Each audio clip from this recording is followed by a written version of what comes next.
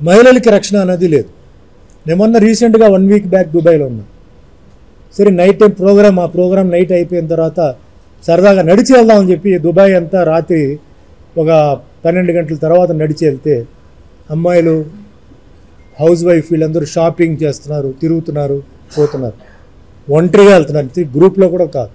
నేను మా ఫ్రెండ్ని అడిగాను, ఇంత ధైర్యంగా తిరుగుతున్నారు కదా, ఇక్కడ వాళ్ళకి ఏం ప్రాబ్లం లేదంటే ఏ ప్రాబ్లం లేదు, అందరూ సేఫ్గా ఉన్నారు. ఆశ్చర్యం ఏంటంటే ఆ టైంలో నేను ఒక్క పోలీస్ కారు కానీ ఒక్క పోలీస్ ఆఫీసర్ కానీ నేను చూడలే. పగల్లో ఒకసారి చూశాను, ఒక కారు వెళ్ళి చూశాను, అది కూడా ఏదో సమ్ ప్రాబ్లం అయితే వచ్చింది.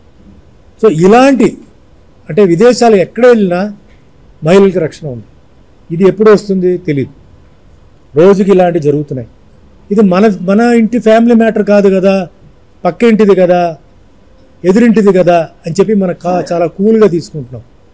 అదే చాలా తప్పు. రేపు అది మీ ఇంట్లోనే జరగవచ్చు. మీ ఇంట్లో జరిగి మీ తర్వాత బాధపడడం కన్నా ఇప్పుడే పిల్లలు స్కూల్కి వెళ్తున్న పిల్లలు 5th క్లాస్ నుంచి జరుగుతున్న పిల్లల్ని మీరు మార్షల్ ఆర్ట్లో నేర్పించండి, పంపించండి. వాళ్ళకి అన్నీ కరాటే ఒకటే కాదు, కరాటే ఉంది, జూడో ఉంది, తైక్వాండో ఉంది, కుంఫు ఉంది, జుజుట్సు ఉంది, ఏదో ఒకటి నేర్పించండి. ఎందుకంటే తల్లిదండ్రుల వాళ్ళ మనసులో పిల్లలు స్కూల్కి వెళ్ళి వచ్చే వరకు వాళ్ళు ఎంత దిగులు పడుతున్నారు. సపోజ్ హస్బెండ్ ఆఫీస్లో ఉంటే పాప ఇంటికి వచ్చిందా, లేకపోతే పని మనిషి ఇంట్లో ఉంటే మొగుడు పిల్ల ఆఫీస్ నుంచి ఇంటికి వచ్చేసిందా, టెన్షన్ వాళ్ళకి. అదేవిధంగా పిల్లలు రేపు కాలేజీ అయిన తర్వాత ఉద్యోగాలకు వెళ్ళాలి, మరి నైట్ డ్యూటీలు పడతాయి, మరి పంపాలి కదా, మరి ఇల్లు నడిపించేది వాళ్ళే కదా, మరి అదొక దిగులు వాళ్ళకి. విదేశాలకు వెళ్ళాలి చదవడానికి. సో ఎన్నాళ్ళు ఇలా మీరు ఉంటారు, తల్లిదండ్రులు అడుగుతున్నాను, ఎన్నాళ్ళు మీరు ఉంటారు, ఎన్నాళ్ళు మీరు పోలీస్ మీద మీరు ఆధారపడి ఉంటారు. పాపం పోలీస్ వాళ్ళ డ్యూటీ వాళ్ళు చేస్తున్నారు, వాళ్ళకి చాలా ప్రాబ్లమ్స్ ఉన్నాయి. ఒక్కొక్క స్టేషన్లో వాళ్ళకి స్టాఫ్ సరిపోవట్లేదు. విఐపీస్కి సెక్యూరిటీ ఇవ్వాలి, ఎక్కడైనా గొడవలు జరుగుతున్నట్టు వెళ్ళాలి, ఏదైనా థెఫ్ట్ జరిగినట్టు వెళ్ళాలి, వాళ్ళు ఎక్కడి నుంచి వస్తారు వాళ్ళు. సో మన పిల్లల్ని మనమే కాపాడుకోవాలి. ఇది ముఖ్యంగా ఫస్ట్ నేను చెప్పేది పేరెంట్స్కి. జరిగినప్పుడు చూద్దాం కాదు, ఇది జరిగిన తర్వాత చేసి ప్రయోజనం లేదు. సో జరిగే ముందు మీరు మార్షల్ ఆర్ట్ నేర్పించండి.